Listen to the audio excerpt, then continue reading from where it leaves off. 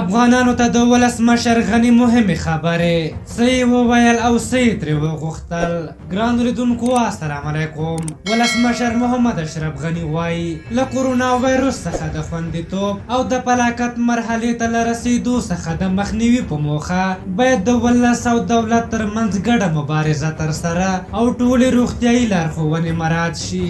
ولسمشر غني نن ملت ته د یو ویډیویي پیغام له لارې وویل کورونا یو داسې آفت دی چې هیڅ چا ورته له وړاندې چمتووالی نه درلود. موږ دا وایرس له اولې ورځې جدي نیولی و او جدي به یې نیسو او همدا یې لامل دی چې زموږ د مړینې شمېر له نورو هیوادونو څخه کم دی. له دې وایرس څخه د خوندي پاتې کېدو او د پلاکت دورې ته له تلو څخه د مخنیوي په موخه باید ګډه مبارزه او ټولې صحي لارښوونې مراعات شي. نوموړي ټینګار وکړ چې په اوسنیو شرایطو کې به د ټولنې له اړمنو کسانو سره د خوراکي توکو مرسته وکړي. ولسمشر محمد اشرف غني وویل په ښار کې به له نانوایانو له لارې اړمنو خلکو ته وچه ډوډۍ توزیع کړي او دغه راز د انکشافي دهات مساجدو ولسوالیو او نورې له لارې به اړمنو خلکو سره د خوراکي توکو مرسته وکړي او دغه راز به په نږدې ورځو کې د څو پراختیایي پروژو کار پیل شي چې په خبره یې له دې سره به ډېری کسان په چټکه توګه په کار هم وګمارل شي.